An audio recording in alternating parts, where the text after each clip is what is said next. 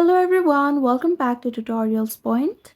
Today in this video, I will guide you on how to fix Instagram app crashes or freezing. So now let's get started. First of all, check your internet connection. Make sure that you are connected to a stable Wi-Fi or data connection. Now clear Instagram cache. Go to your phone settings and navigate to apps. Now search for Instagram. Scroll down and tap on storage. And simply tap on Clear Cache at the bottom left corner. After this, restart your device. A simple restart can fix minor glitches.